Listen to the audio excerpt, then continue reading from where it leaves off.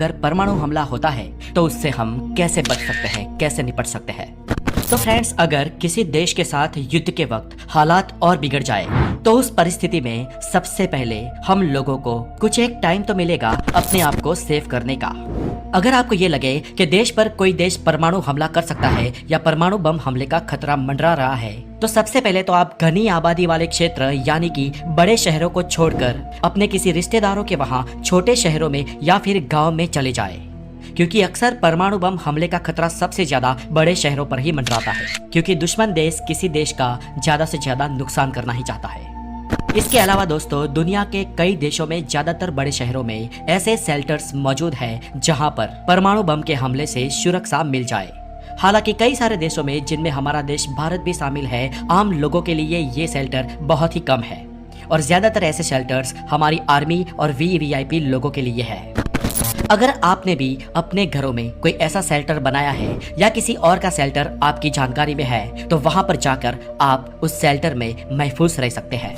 और ऐसे समय में आपके आसपास कोई अंडरग्राउंड रेलवे स्टेशन है तो वो कुछ हद तक सुरक्षा प्रदान कर सकता है, क्योंकि अंडरग्राउंड रेलवे स्टेशन या मेट्रो स्टेशन बहुत ही गहरे और मजबूती से बने होते हैं।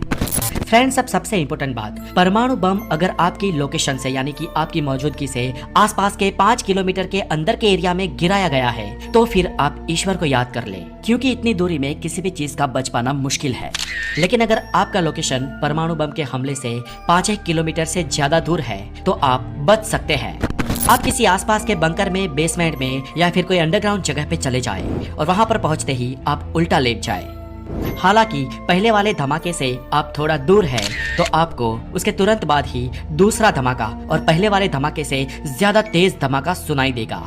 इसलिए आप उस बेसमेंट में तुरंत अपने कान भी बंद कर दें। ये दूसरा वाला धमाका इतना खतरनाक होगा कि इसमें कई सारी इमारतें राख बन जाएगी। लेकिन अगर आप किसी शेल्टर में हैं तो हो सकता है कि कुछ हद तक उस शेल्टर को भी नुकसान पहुंचे, लेकिन आपके उसमें बचने के चांसेस हाई हो जाते हैं।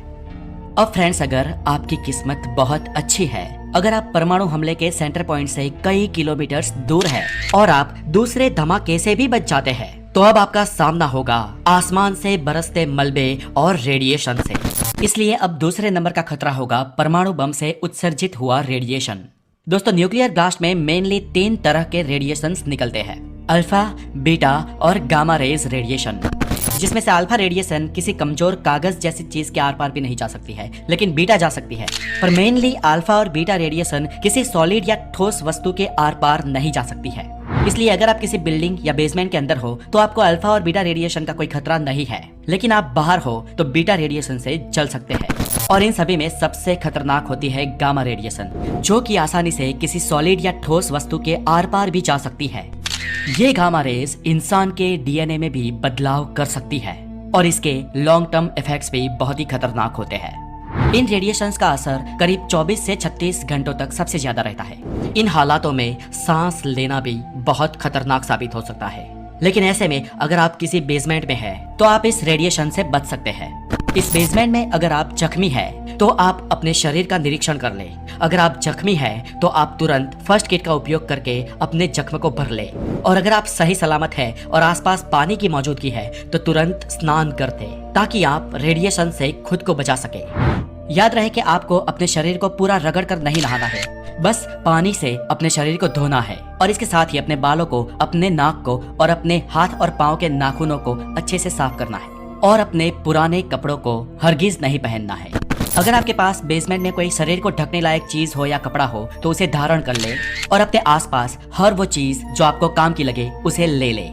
और इस हालात में किसी भी परिस्थिति में उस बंकर से बाहर निकलने की कोशिश ना करें, क्योंकि बाहर रेडिएशन अपनी चरम सीमा पर होगा और एक ही सांस में इंसान की मौत हो जाएगी और इसके साथ ही बहुत ही विनाशकारी गर्मी होगी।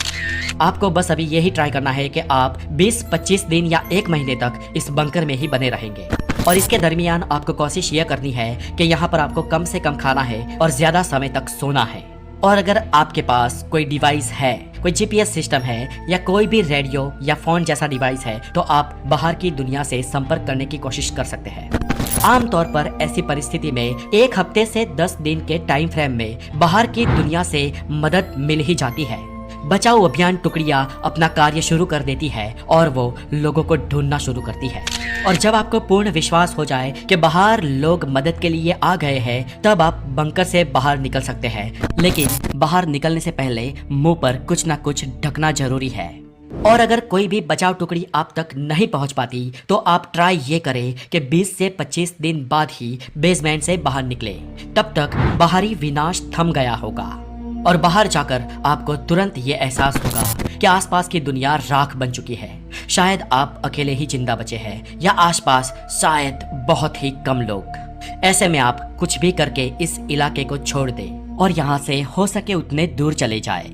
ऐसे में आपको याद ये रखना होगा कि परमाणु विस्फोट किस डायरेक्शन में हुआ था और आपको ठीक उसके उल्टी दिशा में, उसके उल्टे डायरेक्शन में चले जाना है और कोई भी नजदीकी मदद जहां पर आपको मिले वहां पहुंच जाना है।